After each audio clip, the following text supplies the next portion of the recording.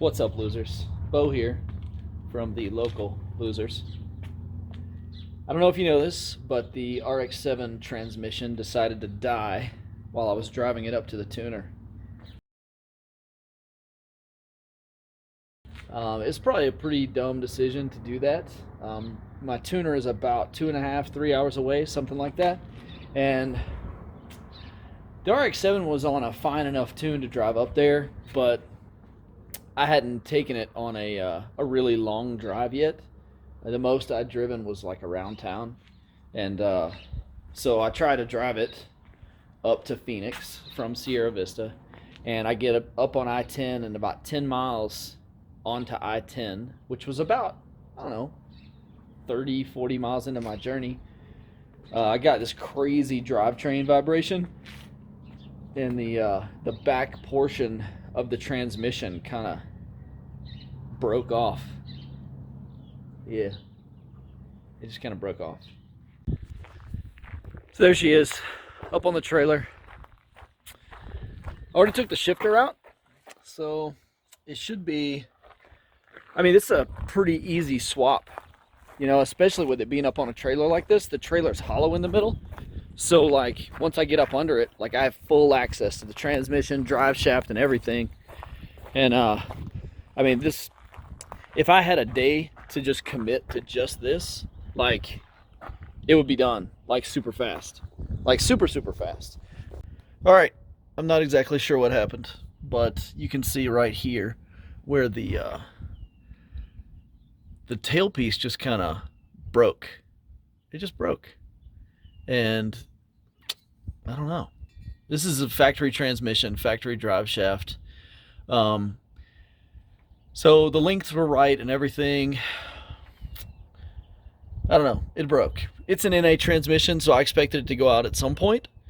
I just didn't know, like, it would go out like this. I thought, like, the insides would break, like gears and whatnot.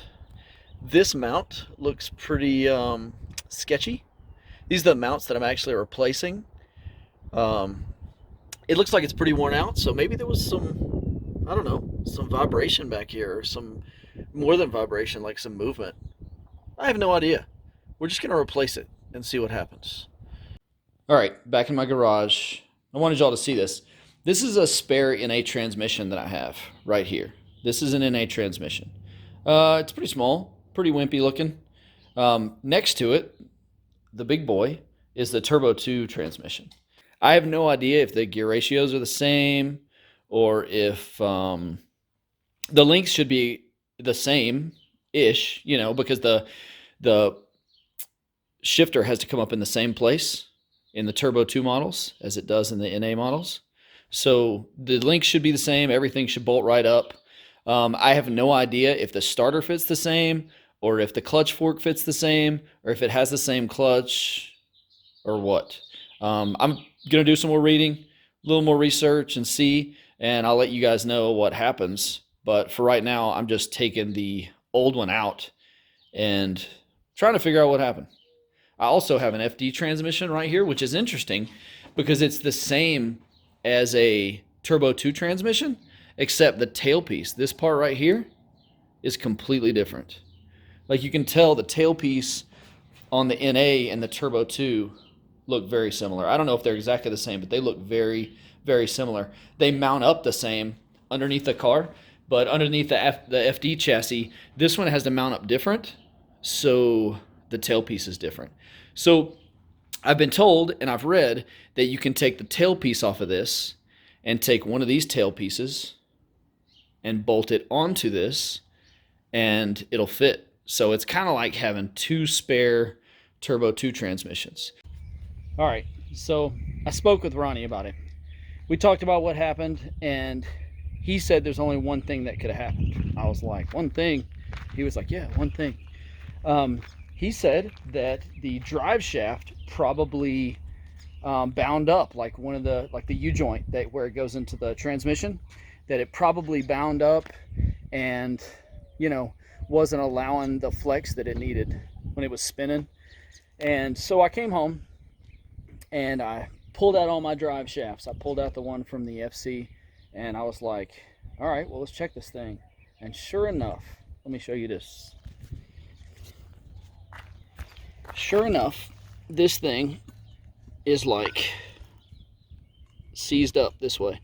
It will not bend this way. He said normally you can smack it with a hammer and it'll loosen it up, but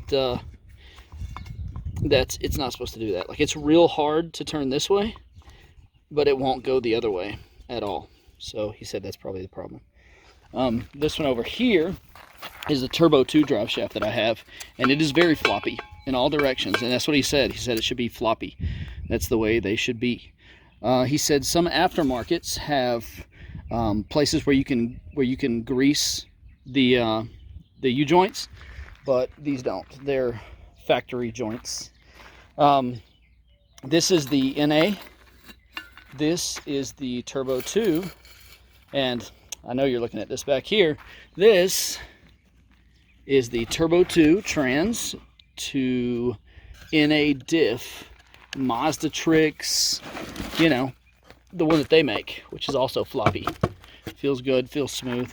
I got on Mazda Tricks website and I was super surprised.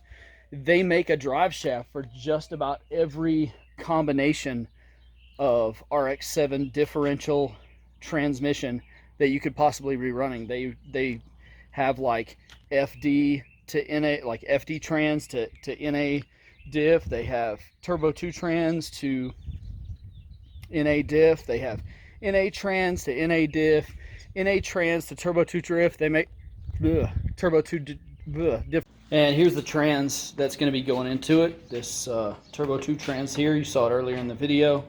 Here's my NA trans above it. My FD trans is gone because I sold it to a buddy that needed it. His blew up, I suppose. Another thing I got, and we're going to see this installed in the next RX7 video, is this. I got an ACT clutch. It comes with all the pieces. It is a 6-puck sprung center heavy duty pressure plate. That's what I figured I would need. It should hold close to somewhere between 350 and 450 foot-pounds, I think. And well,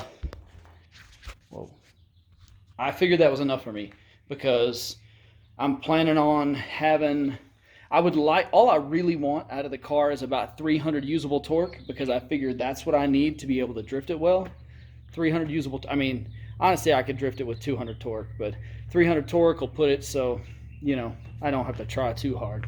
Anyways, that's it for this video. Next video, you'll be seeing me putting the clutch, the new clutch in, the new drive shaft in, the Turbo 2 trans in. I'll try to detail that pretty good just so you can see how everything, you know, goes together. But I mean, it really just goes together like normal stuff. So it's all Legos when you get to that point. It's like, put this in here, put this in here, put these bolts on, put these bolts on. It's pretty simple, but you know, I'll put out a good video anyways.